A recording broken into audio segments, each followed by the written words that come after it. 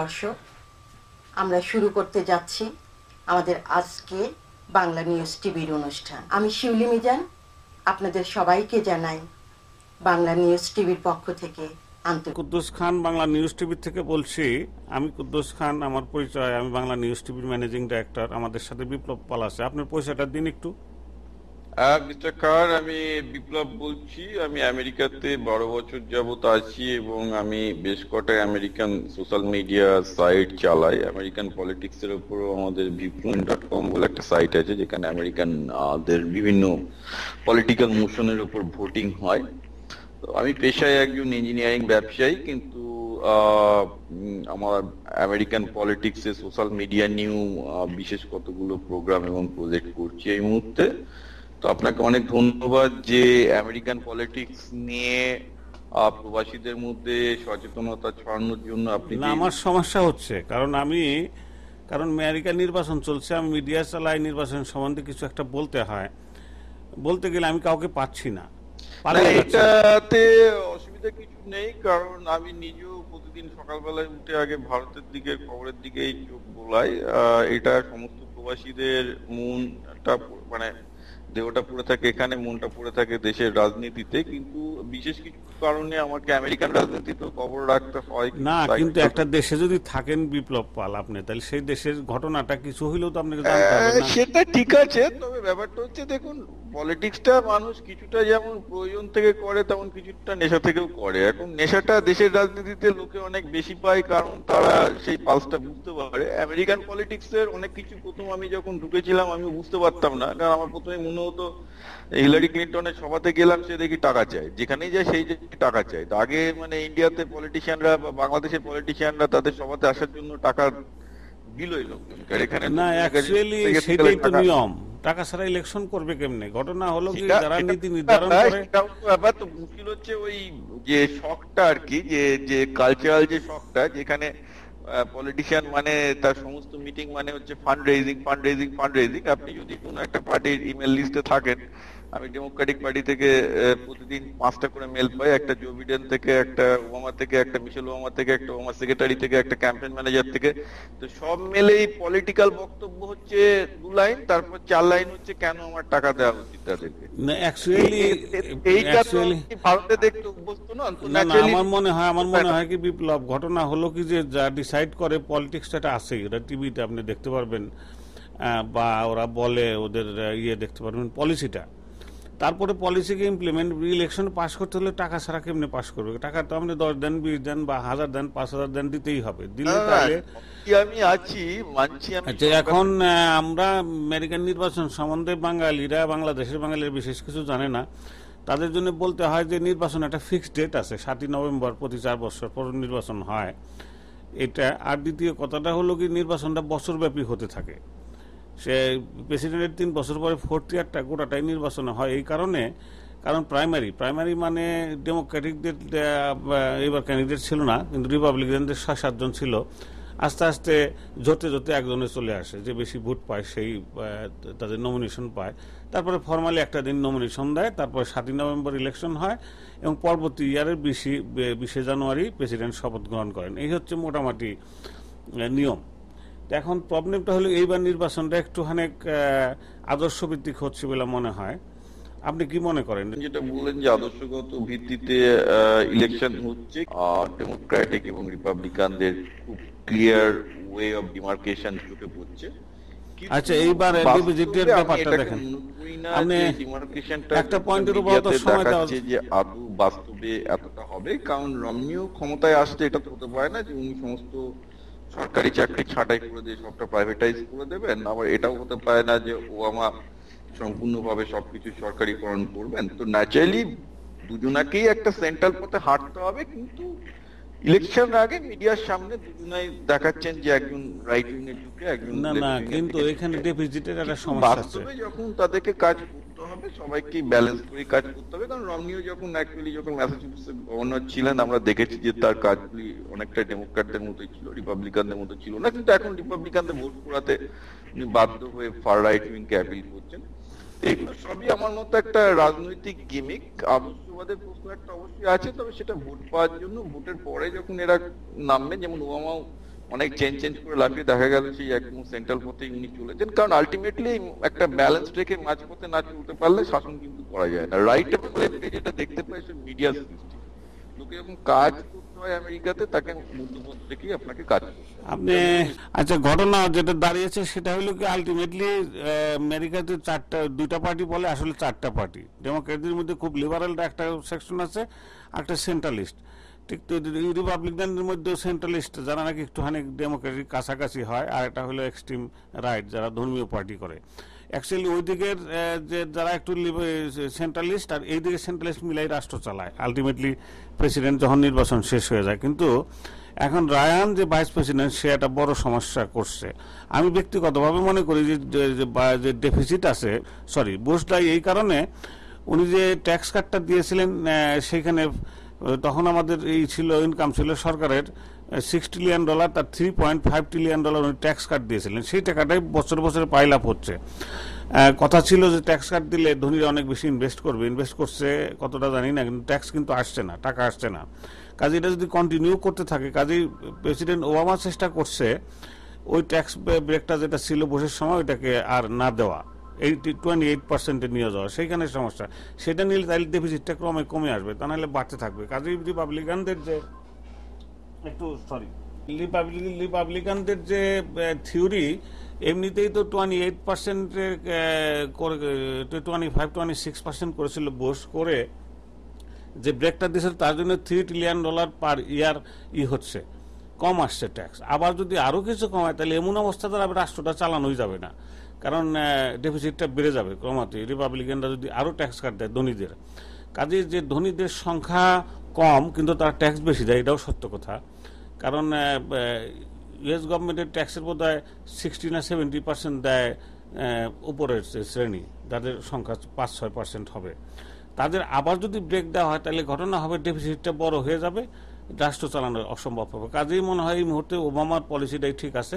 সেটা হলো কি যে ধনীদের ট্যাক্স আগের যে ব্রেকটা ছিল ব্রেকটা উইথড্র করে আরও 2-1% যদি বাড়িয়ে দেওয়া হয় তাহলে 30-র কাছাকাছি আসবে ট্যাক্স টোটালি, যারা ধনী বিলিয়ন্স অফ ডলার যারা রোজগার করেন। তাইলে ডেফিসিটটা কমবে, মেডিকেয়ার সমস্যাটা কিছুটা কমবে টাকা ওই দিকটা যদি আসে। আর ইকোনমি ভালো না হলেও আমেরিকার সমস্যা তো থেকেই যাচ্ছে। আপনি এবার আপনার মন্তব্য বলেন। হ্যাঁ, না আপনি যেটা বললেন সেটা ঘটনা, কিন্তু আমার মতে এখানে বক্তব্য হচ্ছে এই যে আজকে ওয়েলফেয়ার স্টেটের কনসেপ্টটাই প্রশ্নবিদ্ধ। কি হচ্ছে ব্যাপারটা, যদি আমি ইউরোপের দিকে তাকাই, ইউরোপ যে পথে হেঁটেছিল আমেরিকাও কিছুটা সেই পথে হাঁটছে। সেখানে কনসেপ্ট যেটা ছিল সেটা হচ্ছে আমাদের 4 ভাগ দর্শন ভারতের অতীতের, যে ধার করে যত বেশি কি খাও।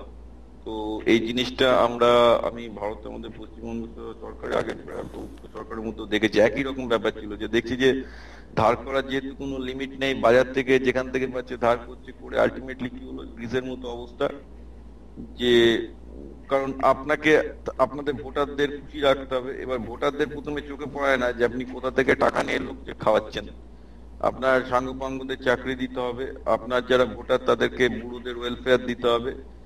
এইসব করে করে যখন এমন একটা অবস্থায় চলে যায় যে আপনার যখন আর টাকা ধার করার অবস্থা থাকে না, রাইট, থাকে না, তখন এটা আমাদের সামনে প্রকাশ্যে প্রতিভূ হচ্ছে। আমি এটা কলাপস করে দেখেছি, পশ্চিমবঙ্গের ক্ষেত্রে দেখেছি সরকার কোলাপস করার মতো অবস্থায়। পশ্চিমবঙ্গ সরকারে ওদের বোধহয় ছোট রাজ্যে বোধহয় $40 বিলিয়ন বাজেটে, এবং এটা আমেরিকার প্রতিটা রাজ্যের জন্য সত্যি, $40 বিলিয়ন মধ্যে দেখা যাচ্ছে ইনকামের মধ্যে এখন ধার শোধ করতে $38 বিলিয়ন চলে যাচ্ছে, অর্থাৎ 95% বেশি তাদের ধার শোধ করতে চলে যাচ্ছে। এখন মুখ্যমন্ত্রী চাইছে তাহলে আমি প্রত্যেকে মায়না দেবো। এই যে যখন অবস্থা দাঁড়ায়, যেটা গ্রিসের ক্ষেত্রে আমরা দেখেছি, অবভিয়াসলি আমেরিকা যদি সেই দিকে যায়, আজকে আমেরিকা সেই দিকে যাচ্ছে না, তার কারণ আমেরিকা 1-2% রেটে, কম রেটে ফেডারেল যে বন্ডের যে সুদ সেটা অত্যন্ত কম, তার জন্য আমেরিকার এই ভয়টা নেই। প্রবলেম যেটা হয়, কিন্তু এই মুহূর্তে আপনার এই জিডিপি এবং গ্যাপটা বাড়তে থাকবে, তখন ধার করার যে রিস্কটা বেড়ে যাবে। যারা ক্রেডিট এজেন্সি তারা আমেরিকার সুদের হারটা বাড়িয়ে দেবে, সেটা 2% থেকে বেড়ে যখনই, আমি দেখছিলাম কিছু ইকোনমিক্সের গবেষণায়, আমেরিকার জন্য যে গ্যাপটা এখন আছে হয়তো অতটা ডেঞ্জারাস নয়, কারণ সুদের হারটা প্রচন্ড কম। তাই সমস্যা হয়েছে কি যে রিপাবলিকানরা যেভাবে চাপ দিচ্ছে এখন আরেকটা প্রবলেম হয়েছে, সেটা হলো ওয়েলফেয়ারের দিকে দেশ যেতে হবে যখন দেশ গরিব হয়। ইন্ডিয়া, ইউরোপ গরিব, বেশি গরিবের সংখ্যা মেজরিটি যদি হয়, আমেরিকা যদি গরিবের সংখ্যা মেজরিটি হয়, তাহলে সাম কাইন্ড অফ ওয়েলফেয়ার যেতেই হবে, মেডিকেল টেডিকেল একটু ফ্রি টেরি বা কম দামে করতে হবে। সেটাকে রক্ষা করার জন্য যেটা করতে হবে সেটা হলো কি, যে উপর থেকে কিছু ট্যাক্স দিয়ে নিচের মিডিল ক্লাসটাকে একটুখানি রিলিফ দিতে হবে, সো দ্যাট তারা ব্রেক না করে, কলাপস না করে। যদি মিডিল ক্লাসটা সত্যি, আমেরিকার শক্তি কিন্তু মধ্যবিত্ত শ্রেণী, মিডিল ক্লাস, কারণ এরা বেশি কিনে, বেশি কিনলেই ইকোনমিটা রানিং থাকে, সবসময় কিনতে থাকে। ধরেন একটা জামা আছে তো 10টা কিনলো, যেটা সচরাচর অন্য দেশে দেখা যায় না, দরকার হলে ধার করে, মানে ক্রেডিট কার্ড দিয়েও কিনে। সেই শ্রেণীটাকে সচ্ছল রাখার জন্য আমার মনে হয় রিপাবলিকানের পলিসিটা সাংঘাতিক বাজে হয়ে যাচ্ছে। দেশ যদি তাদের মতো যায় তাহলে যেটা হবে, আবার কলাপস করবে। এমনিতেই বুশের যে ট্যাক্স ব্রেকটা দিয়েছিল, সেই ব্রেকের জন্য দেশে ডেফিসিট বাড়ছে, এখন আরো বেশি বেড়ে যাবে যদি আবার রমনি আসে ক্ষমতায়। আপনার কি মনে হয়? না, দেখুন, রমনির পলিসি হচ্ছে ডেফিসিট কমানো এবং ট্যাক্স কমিয়ে। কারণ রমনি সেদিনকে নিজে ভাষণ দিলেন আরএনসির মেন পোডিয়াম থেকে, তো তাদের কনভেনশন থেকে আমার যেটা মনে হলো, রমনি পরিষ্কার করে বলছেন যে American should be proud of their achievement. তো উনি যেটা বলতে চাইছিলেন যে বড়লোক হওয়ার মধ্যে রমনি যেটা করছেন, উনার কাছে ওবামা যে বড়লোকদের ট্যাক্স বেশি ট্যাক্সেশন করছেন, তাদেরকে একটা এরকম একটা অপরাধ ভোগানো, এরকম একটা এনভায়রনমেন্ট রমনি ক্রিয়েট করার চেষ্টা করছেন। তো উনার বক্তব্য হলো যে না, যারা বড়লোক তারাই জব সৃষ্টি করবে, অতএব তাদেরকে ট্যাক্স করা যাবে না। এবং সেইটার পলিসির সাথে আমি একদমই একমত নই। আমি একটা ব্যাপারে একমত যে কর্পোরেট ট্যাক্সিং এর বেশি আমি পক্ষপাতী নই, কারণ কর্পোরেটের যদি বেশি টাকা থাকে তারা অলওয়েজ ইনভেস্ট করে, এটা নিয়ে আমার কোনো সন্দেহ নেই। কিন্তু আপনি ডেফিসিটটা কমাবেন কেমনে? আপনি অলরেডি ট্যাক্স ব্রেক একবার দিয়েছেন। ডেফিসিট কমাতে গেলে আপনাকে তো ওয়েলফেয়ার কাটতে পারবেন না। ওয়েলফেয়ার মানে আপনি যদি মেডিকেয়ারটা কাটেন, তাহলে মেডিকেয়ার আপনি যদি না কাটেন তাহলে স্টেট ব্যাংকরাপ্ট হবে। অ্যাকচুয়ালি আপনাকে বড়লোকদের উপর যেমন ট্যাক্স বসাতে হবে, তেমন মেডিকেয়ারের কার্ড যেটা ওবামা ঘোষণা করেছে, আরো বেশি টিপ কাট আসছে। না না, আপনি এই যে $3 ট্রিলিয়ন ট্যাক্স ব্রেক দিয়েছেন, এটা না দিলেই আমেরিকার আপনি ইনকামটা দেখেছেন কমে গেছে। না না, আপনি ওয়ার ইন্ডাস্ট্রি, ওয়ারটা আপনি বন্ধ করেন। যদি আমার সাজেশন হচ্ছে, না বিপ্লব পাল, এখানে আমার সাজেশন হচ্ছে ওয়ারটা আপনি যদি বন্ধ করেন, ওয়ারে $1 বিলিয়ন পার ডে আপনি খরচ করছেন, ওয়ারটা বন্ধ করেন, তারপরে যে উপর যে ট্যাক্স ব্রেক সেটাকে কমিয়ে দিলেই তাহলে ডেফিসিটটা অর্ধেকে নেমে আসবে 2-4-5 বছরের মধ্যে।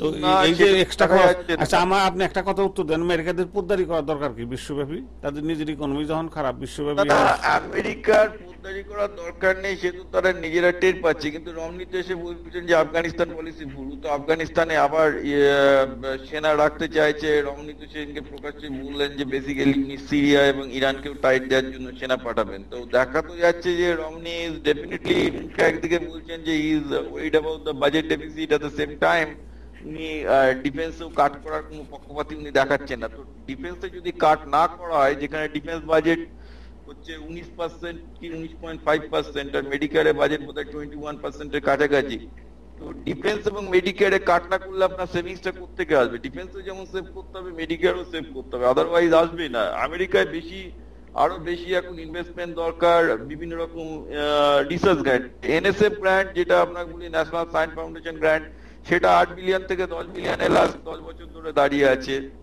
এনএইচএস যেটা আমেরিকার মেডিকেয়ারের যেটা রিসার্চ গ্র্যান্ট, অ্যাকচুয়ালি যেটা $28 বিলিয়ন। এখানে কিছু সমস্যা আছে, কিছু ওয়েলফেয়ার তো থাকতেই হবে রাষ্ট্রের, কারণ মেডিকেয়ারটা যদি আপনি ব্যাংক কেটে ফেলেন তাহলে ঘটনা কি দাঁড়াবে? এই যে মেডিকেয়ার কাটতে বলা হচ্ছে না, মেডিকেয়ারটাকে সবাই বলছে আরো বেশি এফিশিয়েন্ট করতে হবে। মেডিকেয়ারে প্রচন্ড ফ্রড, এফিশিয়েন্ট সরকার চালালে এফিশিয়েন্ট হয় না কখনো। না হবে না কেন? সরকার যখনই সরকার চালায়, বিশ্বের কোন সরকার এফিশিয়েন্ট আছে? সরকার তুমি চিজ করে, ফেভারিজম করে। আপনি চায়না কি আছে নাকি? চায়নাতে কি আপনি আছে, কিন্তু গভর্নমেন্ট আপনি বলছেন এফিশিয়েন্ট করা যায় না, না যায় না। ইন্ডিয়াও করতে পারে না, চায়না করতে পারে না, কেউ পারে না। প্রাচীনকালের তত্ত্ব, কিন্তু এখন কম্পিউটার সায়েন্সের এই অভূতপূর্ব অগ্রগতির দিনে, সফটওয়্যারের এই অভূতপূর্ব অগ্রগতির দিনে আপনার অনেক ভালো ভালো গভর্নমেন্টে ইআরপি সফটওয়্যার আসছে যা দিয়ে ফ্রড ডিটেকশন করা যায়। আচ্ছা, গভর্নমেন্টকে কোনো সময় এফিশিয়েন্ট করা যায় না, কারণ গভর্নমেন্ট যারা চালায় তাদের নিজেদের লোকজনকে সাহায্য করতে চায়। সেটা যদি সেটা যদি হয় সেটা অন্য ব্যাপার, কিন্তু ঘটনাটা হচ্ছে যে গভর্নমেন্ট বিজনেস এফিশিয়েন্ট চালানোর উপায় এবং টেকনোলজি এখন বেরিয়ে গেছে, কিন্তু টেকনোলজির মাধ্যমেই এখন গভর্নমেন্টকে এফিশিয়েন্টলি চালানো বিপ্লব একটা জিনিস সবার উপরে মানুষ সত্য তাহার উপরে নাই। যতই টেকনোলজি বাইর করেন, আমি যদি আমার ভাইকে ব্যবসা দিতে চাই, সুযোগ সুবিধা দিতে চাই, তাহলে কেমনি টেকনোলজি আপনাকে? সে তো হবে না। দেখুন, আমি ওয়াশিংটন ডিসি এরিয়াতে থাকি, আমার এর মধ্যে আমি যে ব্যবসায়ী সার্কেলে মিশি, আমি বাদ দিয়ে বাকি আরো 30টা আমার বন্ধু আইআইটি, তারা সবাই সরকারি ব্যবসায়ী করে। তারা কিভাবে সরকার থেকে ব্যবসা পায় তার এই ঠিকই আমি বলে দিতে পারি। এবং তারা যে গোটা আমেরিকার জীবনে কোনো ভ্যালু অ্যাড করছে না সেটা আমি আপনাকে বলে দিতে পারি, কারণ এখানে পুরো ব্যাপারটাই পলিটিক্যাল। এবার তার সাথে আমি আমার অন্যরকম আমার ক্লায়েন্টও দেখছি যে ক্যালিফোর্নিয়াতে, বিশেষ করে আমি ক্যালিফোর্নিয়ানদের খুব শ্রদ্ধা করি, এই ক্যালিফোর্নিয়াতে একটা লোক প্রায় না খেতে পেয়েও তার পকেটের যা সম্বল আছে সে সেটাতে ইনভেস্ট করে একটা টেকনোলজি বানাতে চাইছে। হয়তো তার পকেটে মাত্র $12,000 আছে, তাই দিয়ে সে একটা নতুন টেকনোলজি বানিয়ে $1 মিলিয়ন কামাতে চেষ্টা করছে। এরকম টাইপের লোক আমি দেখেছি। তার সে যে প্রাইভেটাইজ যে চেষ্টাটা করছে সেটা করে যে সে যদি $1 মিলিয়ন না না, আমেরিকান মেন বিপ্লব, আমেরিকান মেন শক্তি তো প্রাইভেট ইনোভেশন। সেটাই, সেই প্রাইভেট ইনোভেশনে যদি টাকাটা না আসে আমেরিকা ঘুরে দাঁড়াতে পারবে না। এই যে আমেরিকায় হাজার হাজার ইনোভেটিভ লোক ঘুরে বেড়াচ্ছে, যারা খেতে পেয়ে না খেতে পেয়ে গ্যারেজের থেকে টাকা ইনভেস্ট করে বেসিক্যালি একটা ইনোভেশন করে কয়েক মিলিয়ন জিনিস বিক্রি করার চেষ্টা করছে, তাদের পেছনে গভর্নমেন্টের টাকাটা কোথায়? তাদের এক পয়সা কোনো সাহায্য নেই। না, গভর্নমেন্ট টাকা দিলে ওরা ফেল করবে, কারণ গভর্নমেন্ট হলি ইনোভেশন, গভর্নমেন্ট টাকা দেয় তাদের পছন্দ। গভর্নমেন্ট আজকে এই যে বিলিয়নস অফ ডলারের এই যে টাকাগুলো দিচ্ছে ওয়াশিংটন ডিসিতে, যে ওয়াশিংটনে সরকারি টাকা হচ্ছে। প্রথম কথা, আমি তো নিজে সরকারের সাথে ব্যবসা করি, সরকারি 1 টাকা পেতে হলে 20 টাকার যন্ত্রণা দেয় এরা। এই পেপার দাও, সেই পেপার দাও, বুক কাটি কাটা প্রবলেম আছে। আর সরকার সবসময় রং জায়গায় টাকা দেয়, রাইট জায়গায় কখনো টাকা দেয় না। যে ব্যবসায়ী সেটা আমি মানছি। এবার আমি দেখুন, আমি আবার বলছি, আমি আমার এখানে যারা পলিসি মেকার তাদের অনেকের সাথে ওটা বেশি আছে, এবং তাদেরকে আমি বলেছি যে আমেরিকার শক্তি হচ্ছে ইনোভেশনে, এবং এইসব ইনোভেটিভ লোকগুলোতে, ইনোভেটিভ লোকগুলোর পেছনে টাকা খরচ করার কোনো স্কিম নেই। স্কিম হচ্ছে কি, সমস্ত ব্যাপারে এখানে এসবিআই নামে একটা ভীষণ একটা বাজে জিনিস রয়েছে, যেখানে বলা হয় যে ইনোভেটিভ ব্যবসায়ীদের সাহায্য করার একটা স্কিম আছে, সেটা পুরো একটা স্ক্যান্ডাল। না বিপ্লব, আপনি ভুল যেটা করছেন, সরকারের কাছে খুঁজছেন সলিউশন। সরকার হচ্ছে সমস্যা, এটা আবার রিপাবলিকানদের কথা বলতে হয়। সরকার কখনো রাইট পারসন খুঁজে বের করবে না, সরকার খুঁজে বের করবে তার আত্মীয়কে। আপনি না, আমি মানতে রাজি নই। আমি চীনের মডেলকে দেখছি। চীনে আমার যেসব বন্ধুরা ব্যবসা করতে গেছে, আমি খুব বড় লেভেলে যাচ্ছি না, এখানে আসার পর থেকে আমার অনেক চৈনিক বন্ধু হয়েছে, তাদের অনেকে দেশে ফিরে গেছে। দেশে ফিরে গিয়ে আমি দেখছি তারা চাইনিজ গভর্নমেন্ট কিরকম করে সাহায্য করছে, এবং আমি দেখছি তারা কি করে উঠে আসছে। চীনে যেটা করে, যে প্রাইভেট বিজনেস যখন একটু সাহায্য পাওয়া শুরু হয়, যে ধরুন এই যে যারা প্রাইভেট ইনোভেশন করার চেষ্টা করছে, তারা যখন সামান্য একটু দাঁড়ানো শুরু করে গেছে, সেই অবস্থা থেকে গভর্নমেন্ট তাদের টাকা দেওয়া শুরু করে। তাহলে গভর্নমেন্টের সঙ্গে প্রাইভেট পার্টনারশিপ হয়, এটা বলতে চাচ্ছেন আপনি? না, পার্টনারশিপ হয় না, তারা কেনা শুরু করে এবং গভর্নমেন্ট তাদেরকে রীতিমতো টাকাতে হেল্প করা শুরু করে। আমাদের প্রবলেমটা কোথায় আমেরিকাতে, এবং এটা ইন্ডিয়ারও প্রবলেম। এরা একটা পুরোপুরি টাকা তারাই পায় যাদের কোনো একটা পলিটিক্যাল হোল্ড বা কুটি ধরা আছে। অথচ চায়নাতে আমি নিজের চোখে দেখছি যে প্রচুর বিজনেস বড় হয়ে গেল। তার কারণ হচ্ছে যারা অ্যাকচুয়ালি ইনোভেট করছে, ব্যবসা করছে, বিদেশ থেকে দেখাচ্ছে একটা কন্ট্রাক্ট আনতে পেরেছে, গভর্নমেন্ট তাদের পেছনে হোলহার্টেডলি সাপোর্ট করছে, বিভিন্নভাবে গ্র্যান্ট দিচ্ছে, বিভিন্নভাবে দিচ্ছে। সেই সাপোর্টটা না আমাদের ইন্ডিয়াতে আছে, না আমি আমেরিকায় দেখতে পাচ্ছি। না না, আমেরিকার দেখতে পাবেন না, কারণ আমেরিকার গভর্নমেন্ট খুব এফিশিয়েন্ট গভর্নমেন্ট কখনো হয় না। এরা রাইট, আমার বক্তব্য তো সেটাই। ওবামার যেটা, আমার দেখুন, আপনি ওবামা বা রমনি নিয়ে লোকে চিন্তা করতে পারে, কিন্তু আমি ভাই তৃণমূল লেভেলের লোক, আমি ঘাসের কাছাকাছি আছি। আমি দেখছি আমেরিকান সেই সব, আমার বিজনেস R&D-তে আমার কাছে সেই সব লোক প্রতিদিন আসছে, যারা খুব কষ্ট করে কিছু ইনোভেশন করেছে, সেই ইনোভেশনটাকে মার্কেট করার চেষ্টা করছে বা সেই ইনোভেশনটা বানাতে চায়। আমার দুটো একটা মার্কেটিং কোম্পানি আছে, একটা R&D এটা বিপ্লব, আপনি একটু আদর্শবাদে দিকে যাচ্ছেন। না, এটা আমার ব্যক্তিগত এক্সপেরিয়েন্স থেকে আসছে। না না, কিন্তু আমার নিজের ধারণা সরকার কখনো রাইট কাজ করে না। সরকার তাদের পরিচিত লোক। চায়নাতে এটা হচ্ছে না কেন? চায়নাতে হচ্ছে, আই হ্যাভ এ ডাউট। একটা উদাহরণ দিচ্ছি, আপনাকে উদাহরণ দিচ্ছি না, আমি এটা নিয়ে চোখে দেখছি। আমার চায়নাতে একটা কাস্টমার আছে, ওরা বেসিক্যালি ই-কমার্সের ব্যবসা করে। ওরা যেটা দেখছে যে এখন আমেরিকান থেকে আমি কেন বেচবো, চায়নাতে আমি কি করছি, ও একটা বেসিক্যালি এখানে আমেরিকাতে একটা সাইট খুলে তারা ওখান থেকে চায়নাতে কতটা জিনিসপত্র e-commerce. I have a doubt, already চায়নার সমস্যা শুরু হয়ে গেছে। আমার সন্দেহ আছে চায়নায় সমস্যা আছে, কিন্তু তার যেটা ঘটনা সেটা হচ্ছে এই যে চায়নাতে একটা ব্যবসা এখন শুরু করলে চায়নার গভর্নমেন্ট যদি আপনাকে প্রথমে ব্যবসাটা আপনাকে শুরু করতে হবে নিজেকে। তাহলে কি আপনি রাষ্ট্রবিজ্ঞান নতুন করে লিখতে চান যেখানে তো গণতন্ত্র আছে সেখানে কাজ করে না? না, গণতন্ত্রের প্রশ্ন নয়, প্রশ্ন ভারত তাহলে কাজ করছে না, আমেরিকায় কাজ করছে না, হাইয়েস্ট ডেমোক্রেসি, চায়নায় কাজ করছে যেখানে ডেমোক্রেসি নাই, ওইখানে তো আরো বেশি কাজ না করার কথা, কারণ এক পার্টি সিস্টেম, সেই পার্টি কিন্তু যেটা আমরা China versus India versus America, দেখুন আমাকে তো তত্ত্ব মেনে হলে হবে না, আমাকে দেখতে হবে বাস্তবে কি হচ্ছে। বাস্তবে হচ্ছে এই যে চায়নাদের সাথে আমার প্রচুর যোগাযোগ আছে, দেখছি কি হচ্ছে, ভারতে তো আমরা থাকছি দেখছি, আমেরিকাতেও দেখছি, তাতে পরিষ্কার যেটা আমি দেখতে পাচ্ছি যে ইনোভেটরদের এই কোনো জায়গা নেই। আজকে ইনোভেটরদের হচ্ছে আমেরিকা টিকে আছে ইনোভেশনের উপর। আজকে একটা লোক যে ইনোভেশন করছে, ইউনিভার্সিটি থেকে প্রাইভেট ইনোভেশন করছে, সে কতটুকু সাপোর্ট পাচ্ছে আমি নিজের চোখে দেখছি, সে কতটুকু সাপোর্ট পাচ্ছে নিজের চোখে দেখছি। তার পাশাপাশি এটাও দেখছি যে ওয়াশিংটন ডিসি এরিয়াতে কিভাবে লুটপাট হচ্ছে না, এটা লুটপাট, আর লুটপাট ছাড়া কিছু না। সরকারি টাকা মানে হচ্ছে লুটপাটের জায়গা। একটা কেউ প্রোডাক্টিভ জিনিস কিছু কেউ বার করতে পারছে না। আমি দেখেছি এরা কি করছে, কেউ একটা গভর্নমেন্টের জন্য ডকুমেন্ট বানাচ্ছে, এই বানাচ্ছে, কিছু না। গভর্নমেন্টের টাকা পেতে গেলে আপনাকে শুধু ভালো করে ডকুমেন্ট বানাতে হবে, you don't need any innovation. ভালো করে ডকুমেন্ট বানাবেন, পেপার ওয়ার্ক বানাবেন, আপনি গভর্নমেন্ট থেকে টাকা পেয়ে যাবেন। আচ্ছা, আমরা নির্বাচনে ফিরে যেতে চাচ্ছি আবার, কারণ আমি কোনো সময় সরকার এফিসিয়েন্ট হয় এটা আমি বিশ্বাস করতে চাই না। আমার এই পার্টটা রিপাবলিকান আইডিয়া। আবার আমেরিকার অবস্থা হচ্ছে গরিব মানুষের সংখ্যা বাড়লে সাম কাইন্ড অফ ওয়েলফেয়ার এখানে থাকতেই হবে, তা নাইলে আন্দোলন হবে। পপুলার ডেমোক্রেসি মানে জনগণ মানে জনগণ নিজে কিছু দেবে না, স্বার্থ আদায় করতে চাইবে, সেটা বোঝেন বোধ হয়।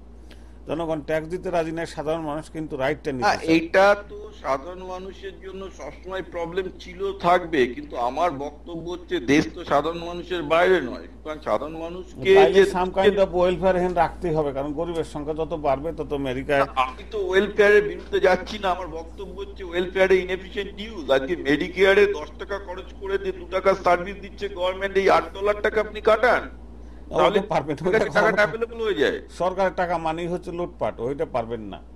আচ্ছা, এরপরে আসেন, আপনি একটা জিনিস লক্ষ্য করবেন, এই একটা জায়গাতে কিন্তু রিপাবলিকান এবং ডেমোক্রেটরা দুজনেই বলছে যে মেডিকেলে যে টাকাটা লুটপাট হচ্ছে, কারণ এই যে 20% মধ্যে তো 16%ই তো চলে যাচ্ছে লোকজনের পকেটে, 4% গিয়ে পৌঁছাচ্ছে লোকের কাছে।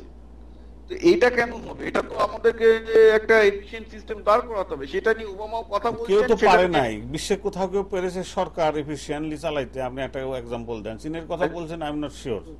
আমি আজকে একটা ছোট্ট একটা মিটিং করলাম একটা কলম্বিয়ার একজন আমার ক্লায়েন্টের সাথে, তো সে কলম্বিয়াতে এইচএমও করে, ঠিক আছে। এবার আমি ওটা যেটা শুনলাম যে সব দেশে এক প্রবলেম, কিন্তু কলম্বিয়াতে গভর্নমেন্ট অ্যাকচুয়ালি 50-50 ম্যাচ করে, যে ওদের ফিক্সড রেট, যে বেসিক্যালি আপনি যদি মানে আপনার কোম্পানি যদি 50% দেয় তো গভর্নমেন্ট 50% ম্যাচ করে, আদারওয়াইজ গভর্নমেন্ট দেয় না। আর আনএমপ্লয়েডদের ক্ষেত্রে গভর্নমেন্ট মানে যেখানে কিছু পাচ্ছে না কোন এমপ্লয়ি বা কাদের কাছ থেকে, তাদের জন্য অন্যরকম সিস্টেম করে দিয়েছে।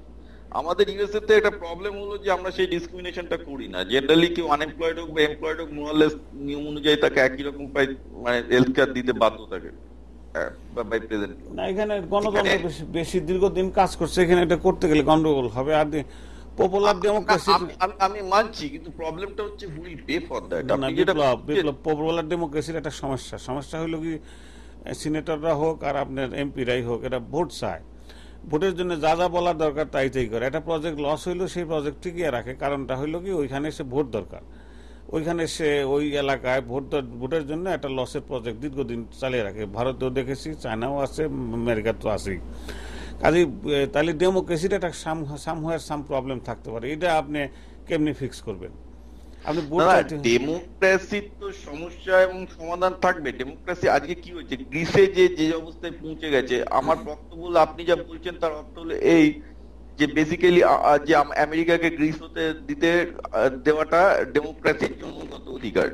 আজকে গ্রিসের পজিশনে পৌঁছেছে, ডেমোক্রেটিক ওয়েতে পৌঁছেছে, আপনি এটা তো মানবেন। এই পপুলিস্ট পথে গিয়ে পৌঁছেছে, এবং যার জন্য আজকে গ্রিসের এখন কি করবেন আপনি? ধরেন যেমন 72% ডেফিসিট হয়ে গেছে এখন আমেরিকা, ওবামা এসে করছে, ওবামা দাম করে বেশি বাড়িয়ে দিচ্ছে, কারণ সে অনেক টাকা স্টিমুলাস প্যাকেজে প্রচুর টাকা খরচ করে, না করলে তো ইন্ডাস্ট্রি বাঁচতো না, জিএম বাঁচতো না। ধরেন ইন্ডাস্ট্রিয়াল তো খুব একটা বেশি বাড়াতে পারেননি, জবটা কোন রকমের গভর্নমেন্টের টাকায়, ধার করা টাকায় বাঁচিয়ে রেখেছেন যাতে অন্তত ইকোনমিটা কোলাপস করে। কিন্তু আমেরিকায় লাস্ট 3-4 বছরে ম্যানুফ্যাকচারিং সেক্টরে বা ইঞ্জিনিয়ারিং সেক্টরে এমন কিছুই হয়নি। আমার বক্তব্য ছিল না, আমেরিকা আপনি বলছেন এমন কিছু হয় না বিপ্লব, আমি তো ভিন্ন চিত্র দেখি। আমি দেখি এখনো ইন্ডাস্ট্রি প্রোডাকশন সেক্টরে, প্রোডাক্টিভ সেক্টরে, যে ইন্ডাস্ট্রিয়াল সেক্টরে 21% America, highest of the world. America, চীন 15%, আর আমেরিকা মেশিনের দিকে যাচ্ছে, মেশিনের দিকে যাচ্ছে, মেশিনের দিকে যাচ্ছে, সবই ঠিক আছে, কিন্তু প্রবলেম হচ্ছে দেখুন আমেরিকার লিডারশিপ এবং এমপ্লয়মেন্ট আসবে হচ্ছে ইনোভেশন থেকে। এবার যারা ইনোভেটর তাদের দুটো টাকা সোর্স আছে, একটা হচ্ছে প্রাইভেট ভেঞ্চার ক্যাপিটালিস্ট ফার্ম, এবং দেখা যায় যে ভেঞ্চার ক্যাপিটালিস্ট ফান্ড ছাড়া গভর্নমেন্ট বিভিন্নভাবে বিভিন্ন সময় তাদের সাহায্য করে এসেছে। এটা অনেক কাহিনী আছে। হ্যাঁ, ক্লিন্টন করেছিল, ক্লিন্টন যে ক্যালিফোর্নিয়ার সমস্ত ওয়ার ইন্ডাস্ট্রি। আজকে আমেরিকা যদি সেই মডেলে না হাঁটে, যে যারা ইনোভেটর তাদের যদি প্রোটেকশন এবং তাদের যদি সাহায্য না করা হয়, তাহলে এই দেশের কপালে দুঃখ আছে। কারণ আমেরিকায় যে তো আর তো কিছু নেই, যে দেশটা তো পুরো চলছে ইনোভেশনের উপরে। এবার সেই ইনোভেশনটাও আজকে একটা ইনোভেটিভ আইডিয়াকে যদি সাপোর্ট করতে যায়, সেই ইনোভেটিভ আইডিয়ার রিসার্চ এন্ড ডেভেলপমেন্ট থেকে শুরু করে চলে যাচ্ছে ইন্ডিয়াতে, ম্যানুফ্যাকচারিং চলে যাচ্ছে চায়নাতে। তো আপনার আমেরিকার কি পড়ে থাকছে? কিছু থাকছে না। তাহলে আপনি কি ইনোভেশনের জন্য কে কাজ করবে বেশি, ওবামা না কি আপনার ধারণা কি? দেখুন, দুজনাই জানেন যে ইনোভেশন ছাড়া টেকা যাবে না। ওবামাও জানেন সেটা, রোমনিও জানেন। দুজনায় যদি আপনি বক্তৃতা শুনেন, সবাই বলছে যে আরো বেশি এডুকেশন সেক্টরে ফান্ড করতে হবে, আরো বেশি আমাদের আমেরিকাকে কম্পিটিটিভ হতে হবে। তো কম্পিটিটিভ আর রুলস অফ গেমস এর জন্য ওবামা বলছেন যে এডুকেশনটা হচ্ছে ইম্পর্টেন্ট।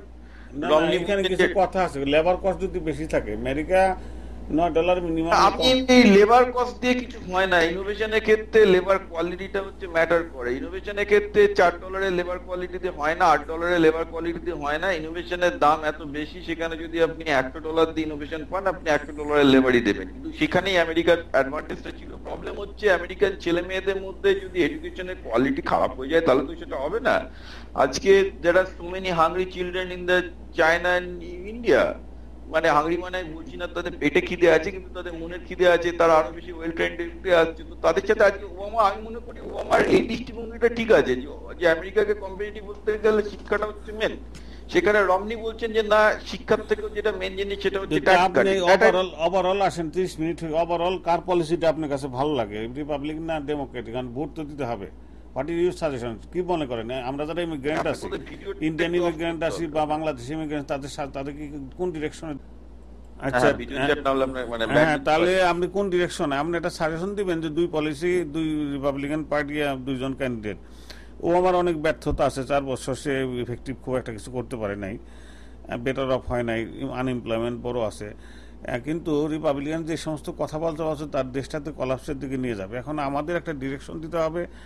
আপনি ইন্ডিয়ান ইমিগ্রেন্টদের বলেন কি করতে বলেন, কাকে ভোট দেবে? আমি বাংলাদেশি ইমিগ্রেন্ট। দেখুন, আমি মনে করি যে এই মুহূর্তে ওবামা ছাড়া অল্টারনেটিভ নেই। কারণ রমনি যেটা দিকে দেশটাকে নিয়ে যাওয়ার চেষ্টা করছেন, that can be even more deadly. কারণ উনি আরো বেশি, আমি একটা কারণে রমনিকে ভোট দেবো না, কারণ উনি বলছেন যে আরো সিরিয়া এবং ইরানে উনি সৈন্য পাঠাবেন। অ্যাকচুয়ালি ইরান এবং সিরিয়াতে সৈন্য পাঠানোটা বড় কথা নয়, মুশকিল হচ্ছে এইসব দেশে যুদ্ধ লাগিয়ে রিপাবলিকান কন্ট্রাক্টরদের কিছু কাজ করানো হবে। কারণ এই যুদ্ধগুলো না লাগাতে খরচটা খুব বড় হয়। এখানে ডিফেন্স কন্ট্রাক্টর গুলো সব ব্যবসা কোটাচ্ছে। ওবামা আসার পর যেটা হয়েছে, যেহেতু আফগানিস্তানে পাতি কুটিয়েছে, ইরাকে পাতি কুটিয়েছে, অনেক ডিফেন্স কন্ট্রাক্টর তাদের ব্যবসা ছোট করেছে, প্রচুর লে অফ হয়েছে এই এরিয়াতে।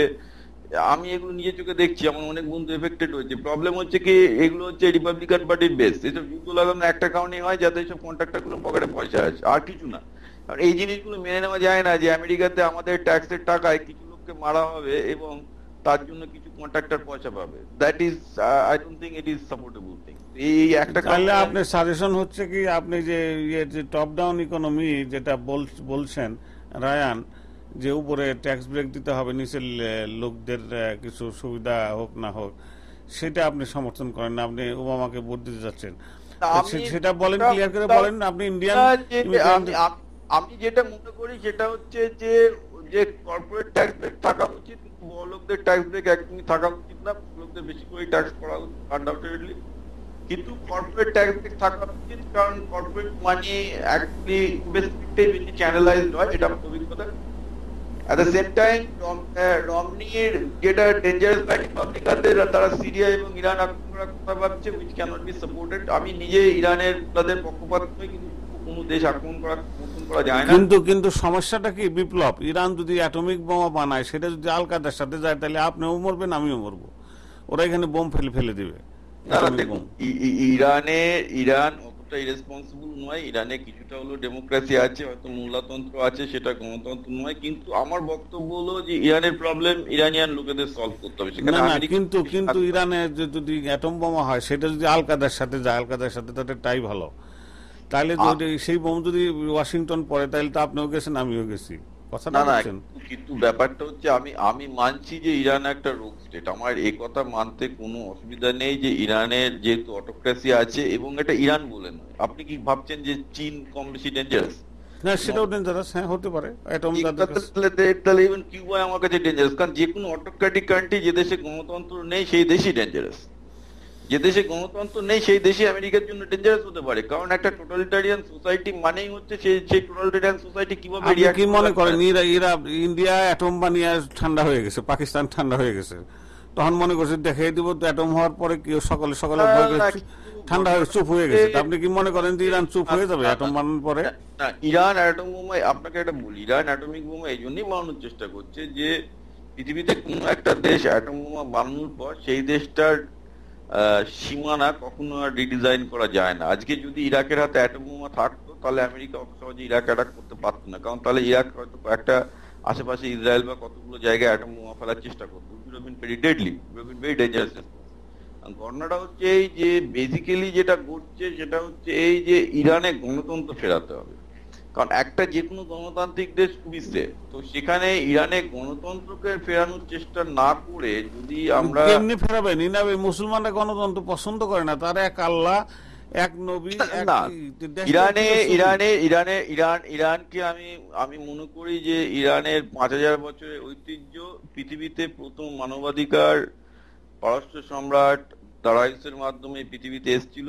আজকে দারায়ুস ট্যাবলেটই হচ্ছে, আমি বলবো যে পৃথিবীর প্রথম। তো ইরানের এই যে ঐতিহ্যবাহী সভ্যতা, তারা দেখিয়েছে যে তারা গণতন্ত্রের জন্য আন্দোলন করতে পারে। ইরানে হাজার হাজার নারী পুরুষ তারা মোল্লাতন্ত্রের বিরুদ্ধে প্রতিবাদ করতে গিয়ে জেলে আছে। স্বনামধন্য বেশ কিছু ফিল্ম মেকার এবং প্রতিভাবান ব্যক্তি ইরানে জেলে আছে। আমি এইটা কথা মানতে আসি যে মুসলমান দেশ হিসাবে ইরানে কিছুটা হইলে গণতন্ত্র আছে। মুসলমানরা আমি মুসলমান দেশ হিসাবে কোনো দেশ আছে বলে বিশ্বাস করি না, কারণ ইরান ইরাক দেশ হিসাবে সৌদি আরবের থেকে অনেক আলাদা। এবং আমি মনে করি এটা যে প্রতিটা মুসলমান দেশেই সেই দেশের একটা ঐতিহাসিক ঐতিহ্যের সাথে আরবিয়ান সংস্কৃতির একটা সংঘর্ষ আছে। এখন আরবিয়ান সংস্কৃতিটাকে যদি আপনি মুসলমান দেশ বলে চালান, তাহলে সেটা না, মুসলমান দেশে গণতন্ত্র কোথায় আছে সেটা বলেন। বাংলাদেশে ভঙ্গুর গণতন্ত্র না, কেন কি ইন্দোনেশিয়াতে গণতন্ত্র আছে, মালয়েশিয়াতে আছে, থাকবে না? মালয়েশিয়াতে যায় দেখেন কি গণতন্ত্র, আমি গেছিলাম দেখছি গণতন্ত্র ঠিকই আছে, কিন্তু প্রতিটা দেশে গণতন্ত্রের লিমিট আছে। আমার বক্তব্য হলো প্রতিটা মুসলমান দেশেই আরবিয়ান সংস্কৃতির সাথে সেই দেশের ভূমি সংস্কৃতির একটা ক্ল্যাশ আছে, যেটা বাংলাদেশেও আছে। বাংলাদেশে যেমন একটা বাঙালিদের সাথে মুসলমানদের একটা ক্ল্যাশ আছে, মালয়েশিয়ানদের একটা মালয় সংস্কৃতির সাথে আরব সংস্কৃতির ক্ল্যাশ আছে। ইরানেও আপনি যদি ইরানিয়ানদের সাথে খুব ভালো করে মেশেন, দেখবেন তাদের মধ্যেও আমি আপনার অ্যানালাইসিস ভুল। বাংলাদেশে আরব সংস্কৃতির ক্লাস নাই, আরবের মাটি এরা মাথায় করে রাখে, আরবে যায় করতে, হজ করতে। কোনো বিশ্বের কোনো মুসলমান দেশে আরবের সাথে আরবের মতো হইতে চায়, তাদের মতো কাপড় পরতে চায়। সেইটা ইরানের সবাই পছন্দ করে না। আমি ইরানিয়ান অনেকদের সাথে কথা বলেছি, ইরানিয়ানরা নিজেদের সংস্কৃতি নিয়ে খুবই গর্বিত এবং তারা একদমই ইরানে আরবিয়ান, তারাও ইসলামকে অনেকটা আরবিয়ান সংস্কৃতির গণতন্ত্র হিসাবে কিছুটা কাজ করছে ইরানে, যদিও লিমিটেড গণতন্ত্র, কিন্তু অন্য দেশে তো নাই, একেবারেই নাই। আর বাংলাদেশে তো গুন্ডাতন্ত্র হচ্ছে, সমস্ত গুন্ডারা ক্ষমতায় আছে। কিন্তু আপনার যে কোনো সাউথ এশিয়ান কান্ট্রিতেই পলিটিক্স মানে গুন্ডাতন্ত্র, ওটাতে আপনি আর নতুন কি বার করবেন? ইন্ডিয়াতে তাই, পশ্চিমবাংলায় সব দেশেই তাই। গুন্ডাতন্ত্র ছাড়া কি? এখানে সরকারি সবচেয়ে বড় গুন্ডার, আপনি কি করবেন? কালকে নজরুল ইসলাম একটা বই লিখেছিল, একজন আইপিএস অফিসার, যে সরকার মুসলমানদের ভাওতা দিচ্ছে কারণ বেশি ধর্মীয় করে তুলছে এবং এইভাবে মুসলমানদের উপকার হবে না বলে সে একটা বই লিখলো। বইটাকে তাকে ব্যান করে দিল, প্রকাশককে তুলে রাত্রিবেলায় ঘুম থেকে তুলে তার ঘর থেকে সমস্ত বইটি বাজেয়াপ্ত করে দিয়েছে। কালকে ঘটেছে পশ্চিমবঙ্গে। আপনি কোথায় গণতন্ত্র দেখতে পাচ্ছেন? আমি তো দেখতে পাচ্ছি যে এর আগে সিপিএম এর আমলে মার্কস লেনিনের এগেইনস্টে কিছু লেখালেখি বলে তাকে পেটানো হতো, না না, সিপিএম তো গণতন্ত্র করার কথা না, তারা তো এক পার্টি করার কথা। মমতা ব্যানার্জি তাই হয়েছে, কালকের ঘটনা যে ইসলামের বইকে বাজার কি হয়েছে না, উনি লিখেছিলেন যে মুসলমানদের এইভাবে ধর্মীয় আবেগ নিয়ে সরকার খেলা করছে, এইভাবে করলে মুসলমানদের উন্নতি হবে না পশ্চিমবঙ্গে, তাদেরকে আরো বেশি মমতা ব্যানার্জি সমালোচনা করেছিলেন মাত্র যে বেসিক্যালি এইভাবে মুসলমানদের ধার্মিক পথে ঠেলে দিচ্ছে, যে মুসলমান সমাজের জন্য ভীষণ ক্ষতিকর হতে পারে, কারণ উনি একজন উদারচেতা সাংস্কৃতিক মানুষ। আমার কিন্তু বিপ্লব শেষ করতে হবে।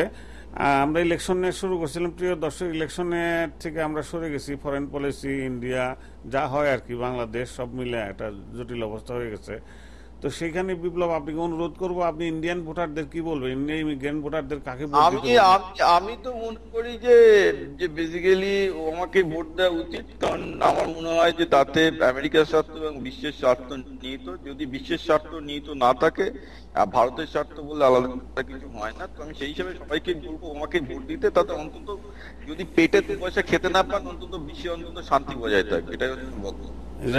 আমিও শেষ করার আগে প্রিয় দর্শক বাংলাদেশি ভোটার ভাইদের বলছি, আপনারা ওবামাকে ভোট দেন, কারণ রিপাবলিকান বিশেষ করে রায়ানের যে পলিসি সেটা দেশকে সর্বনাশের দিকে নিয়ে যাবে। ফরেন পলিসি খারাপ হবে, বিশ্বে যুদ্ধবাজি হবে, আবার যুদ্ধ করলে প্রচুর টাকা খরচ হয়ে যায়, আমেরিকানদের ভিতরে টাকার টান পড়ে, অভাব অনটন বাড়ে। কাজেই আপনারা দয়া করে ওবামাকে ভোট দিন, যত ভোট দিবেন। ওবামা যদি পাশ করে মন্দের ভালো, আমি বলছি না ওবামা খুব ভালো সরকার, ভালো করবেন সবকিছু, কিন্তু মন্দের ভালো আর কি। রিপাবলিকান মিট রমনি খুবই মন্দ, তার 2 মন্দের মধ্যে ওবামাকে অ্যাটলিস্ট ভোট দেন। আমরা এখানে শেষ করি নাকি আপনি শেষ কথা বলেন? না, আপনি যা বলছেন একই। আমি মনে করি শুধু ওইটাই যে ফরেন পলিসিতে যেভাবে তারা যুদ্ধবাদ দিয়ে দেখাচ্ছে, তাতে এটা খুবই খুবই ক্ষতিকর। তো ঠিক আছে, তাইলে প্রিয় দর্শক আমরা শেষ করছি। আমাদের সময়ের একটা ব্যাপার আছে, আমি 30 মিনিট বলার কথা ছিল, 40 মিনিট হয়ে গেছে, আমাকে 2টা ইস্যু করতে হবে। যা হোক, তো বিপ্লব ভালো থাকেন আপনি। আপনি মাঝে মাঝে কথা